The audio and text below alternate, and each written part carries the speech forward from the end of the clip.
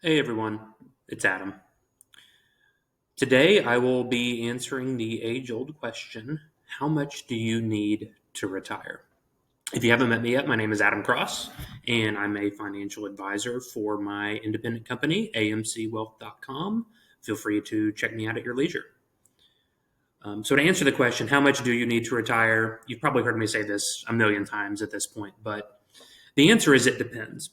Rules of thumb are great in theory, but at the end of the day, it's going to 100% depend on your unique situations. Today, I'll be running through a financial planning simulation to give you an idea of exactly what I mean. So, without further ado, here we go. So, today we have John, who was born in 1975. So, he's 48 years old, currently employed, making $100,000, and he is single. John has some very aggressive retirement goals. He wants to retire at 60.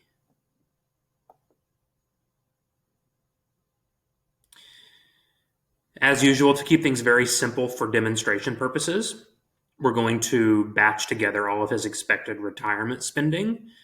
John wants to be able to spend $60,000 when he retires at age 60.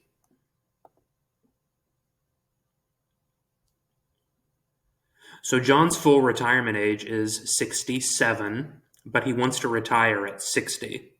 So that brings up a very good question. When should he start drawing Social Security? We're going to keep it at 67 at the full retirement age for now.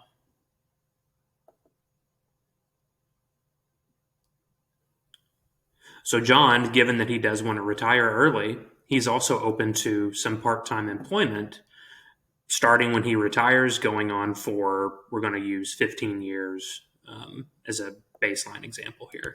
And we're going to change that part-time job to $30,000 in income per year.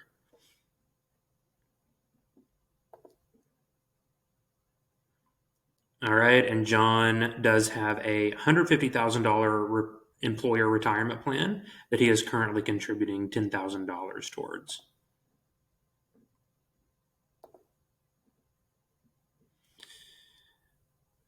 Okay, in terms of John's risk tolerance, he is a little bit younger and more aggressive, so he is a 7.5 out of 10, or 75 out on a scale of 0 to 100. So this would be considered moderately aggressive, in my opinion.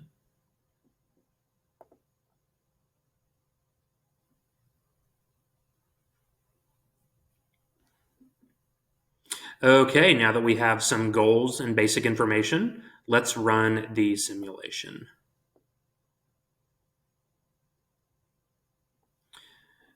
Okay, needs a little bit of work. 26% chance of a successful retirement. Obviously, we're going to have to do something here to get that number up into the confidence zone. Okay, so let's remember John wanted to retire at 60, but not draw Social Security until 67. But he was also he was open to some part time work when he did retire. So let's see what happens when we start playing with some of these goal numbers. Let's say, let's up his current savings rate. That could definitely.